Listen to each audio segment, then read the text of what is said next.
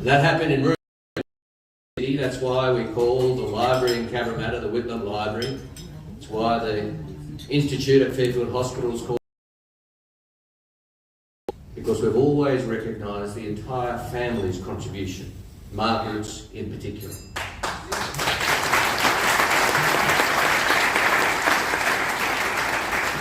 And we're not just proud of the fact that a Cabramatta resident 50 years ago tonight became the 21st Prime Minister of Australia, but we're proud of the fact that being a Cabramatta resident was so important to them. And his Prime Ministership. When they moved to Cabramatta in 1957, she knew families couldn't afford air conditioning. Air conditioning hardly existed. So hot. So she joined with two Labor women on Fairfield, two pioneers of our party, Alderman Edna Ryan and Alderman Gertrude Melville, and campaigned for a public swimming pool in Cabramatta. Jason and I had swimming carnivals there all through our childhood, as many of us would have. Thank you to Margaret, thank you to Gough. It was that experience which informed his Prime Ministership. There's lots said about all the things he did, and they'll be mentioned tonight.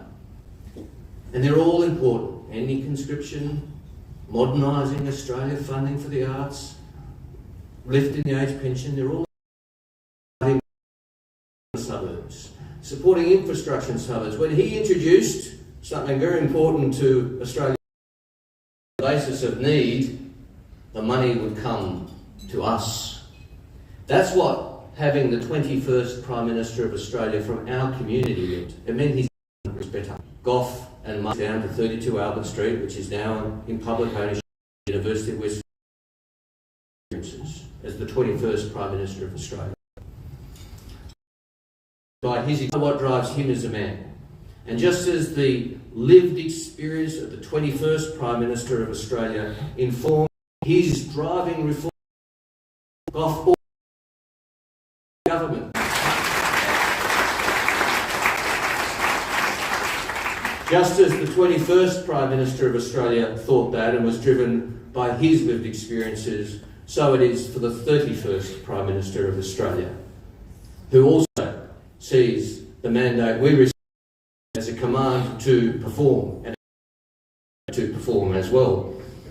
Ladies and gentlemen, we're deeply honoured as we celebrate the 21st Prime Minister of Australia that we're joined by the 31st Prime Minister of Australia, my friend, your friend, our party's leader, our country's leader, the 31st Prime Minister of Australia, Anthony Albanese.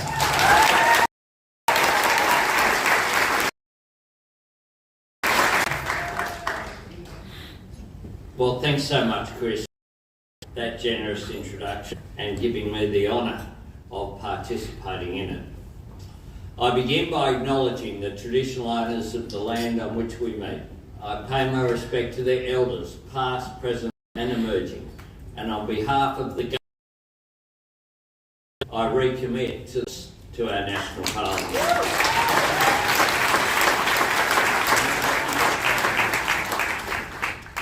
To members of the Whitlam, thank you for gracing us with your presence. A human link very venue 50 years ago. To my federal and state colleagues who are here, to representatives of local government, to distinguished guests, Barry Unsworth, the former Premier of New South Wales, and the role that you played was so important in the preservation of the home that we opened today appropriately.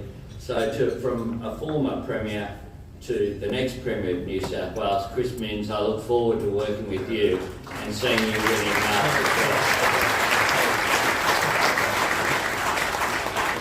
Now can I have a special mention and an inspiration to us all. Thank you for joining us.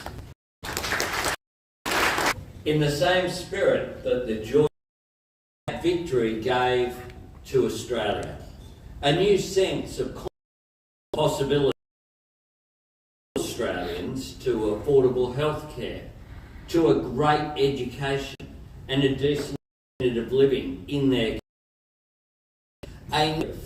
in our future. as a smarter, more ambitious, more modern, more inclusive and more equal nation.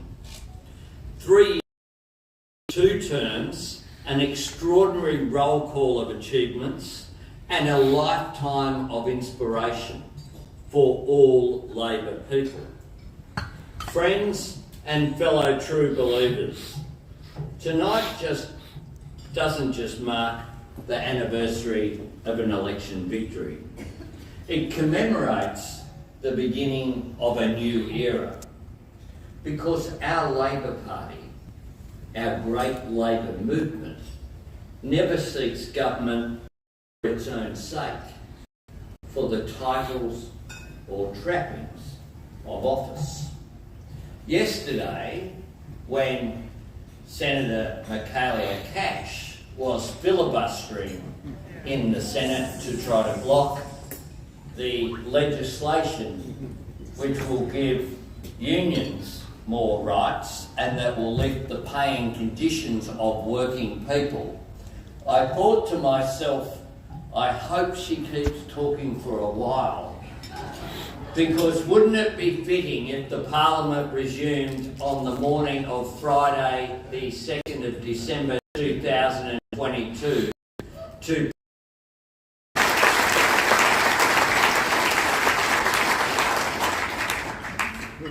we give our time and devotion. People in this room knock on doors, they make phone calls, they in pursuit of a much greater privilege than just status or standing or just occupying the space.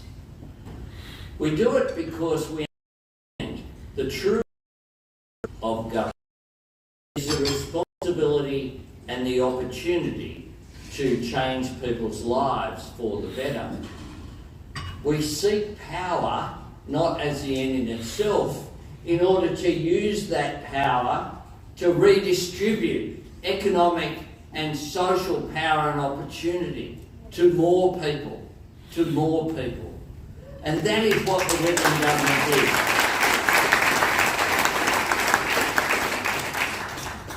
To convert the promises of a campaign into the progress of a nation. The beginning of universal health care, the end of prescription and bringing our troops home from Vietnam.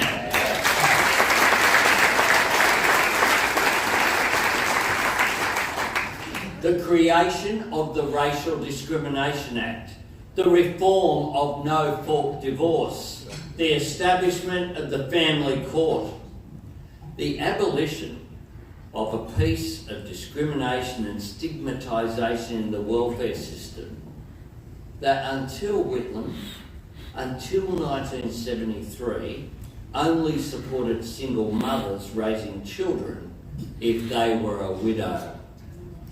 I stand here as the son of a single mum who received a single parent's pension because of Gough Whitlam.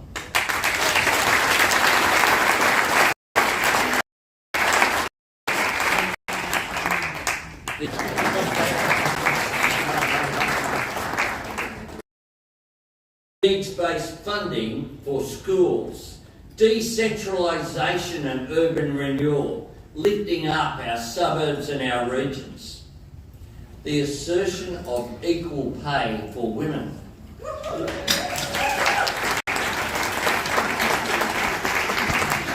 The first steps to dismantle the tariff wall that cut our economy off from the markets of the world.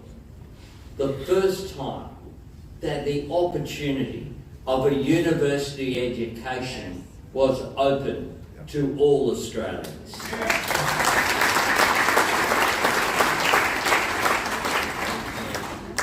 And that iconic blue sky into Vincent Lingary's hands. Now, it has become accepted wisdom in parts of the political commentary that with the benefit of hindsight, Gough and his government sought to do too much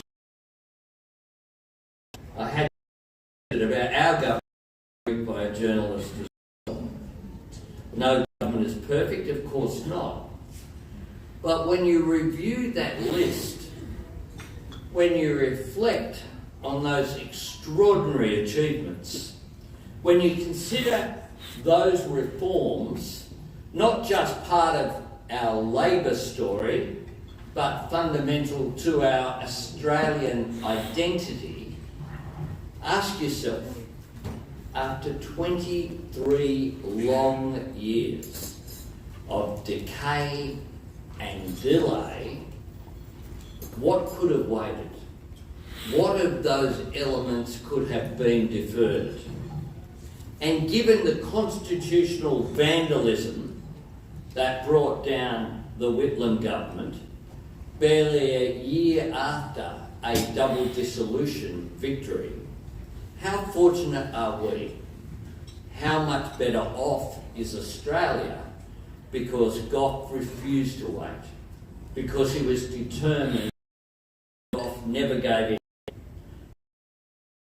Everything he had, because to paraphrase that phrase, for Gough it was always time, always. All around him. He could see the difference he had made to the nation that he loved. Friends, earlier today I had the extraordinary privilege to be part of a ceremony celebrating the will be permanently preserved to inspire and educate Australians. We're there, Nicholas's and Catherine earlier today. Very humble bedrooms they were too. The place where the moment that Australia any things, knowing their lives would be changed forever.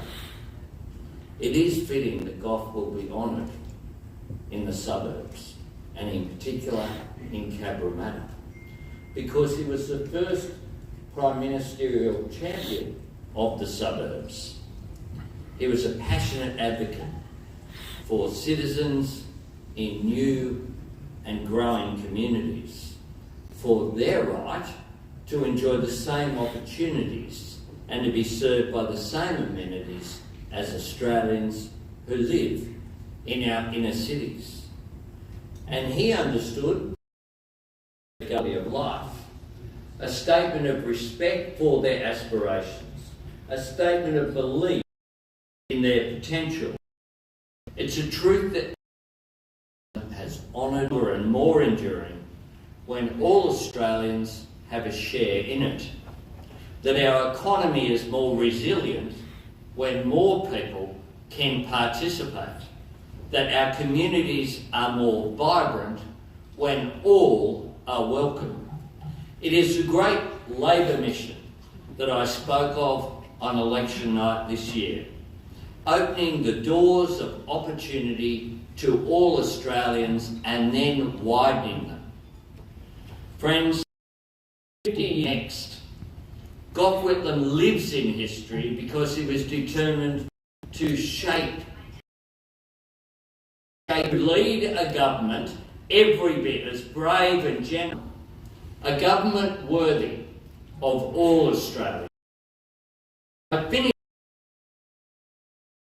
He observed this: Gough understood that the ALP was like every Labor leader, every Labor member knows and treasures the fact that we are the party of ideas and initiative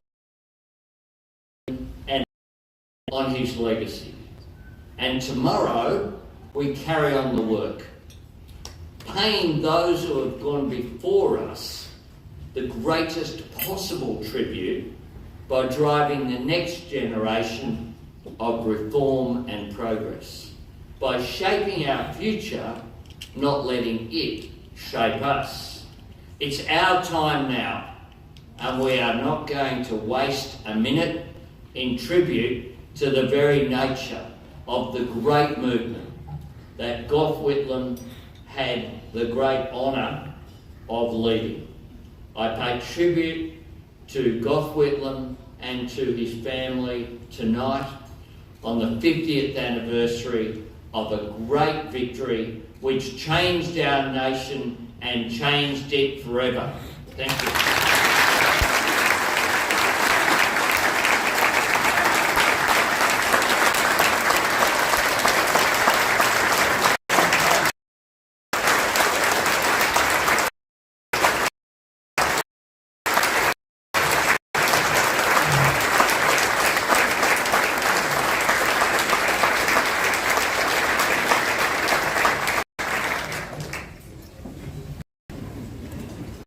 Thank you, Anthony.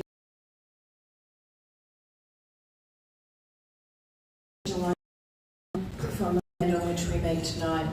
I pay my respects to elders past, present and emerging, and thank Arnie Gale again for her very warm welcome to country. It is an incredible honour to be in this room with so many true believers, and it is my privilege to thank the Prime Minister of Australia for coming to this part of the world and acknowledging the 21st Prime Minister. First, opening of the Whitlam Plaza at Cabramatta, which can I say was absolutely daunting.